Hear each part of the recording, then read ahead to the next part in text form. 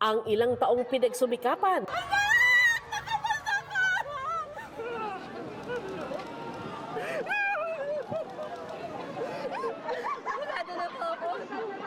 ngayon nagkaroon na ng bunga. Lolo, para sa'yo to, no? Nasagot na yung mga pangarap ko, inasal ko. Kaya gano'n na lang ang pagbuhos ng emosyon sa paglabas ng resulta ng 2025 bar exams. Si Abraham, 9 na taong nag-aral sa law school. Sobrang hirap po. Doon ko nakilala yung girlfriend ko. Nagkaanak na ako.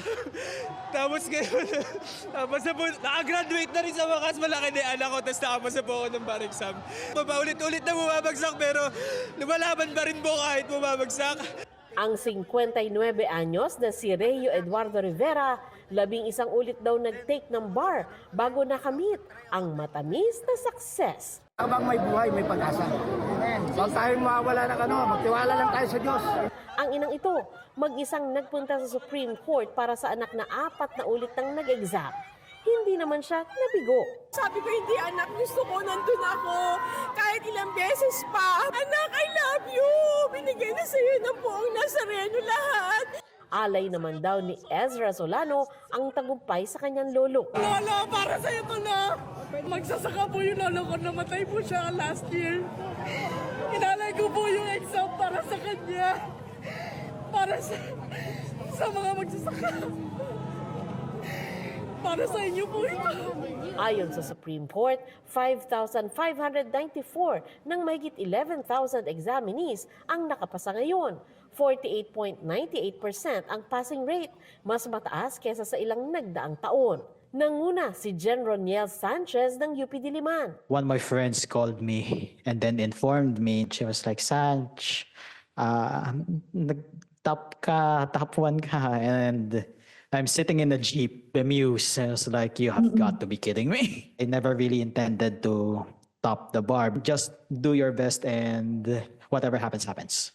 Top 2 si Espinal Albert Declaro at top 3 si Eliza Agatep Adviento na parehong galing sa University of Santo Tomas. Ilan sa pasok sa top 20 ang nasa Korte Suprema kaya pinaakyat sila sa entablado. Sa kanilang pagkamit ng tagumpay, dala nila ang kagustuhang makapagsilbi sa iba. Ginawa kong motivation is matulungan po yung family ko and syempre makapagbigay serbisyo na rin po sa mga Pilipino. Nandito po ako sa isang law firm and masaya po ako sa ginagawa ko, litigation ho. Bala ko po magpatuloy ho para matulungan din yung mga kababayan natin na kailangan ng legal services.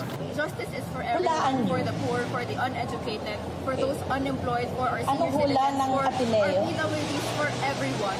Para naman sa mga hindi pinalad makapasa sa bar exam, ipinaalala ng chairperson ng 2025 bar exams na hindi rito natatapos ang kanilang kwento. You may grieve, you may cry out, even loud, but tomorrow you have to pick up the pieces and start anew.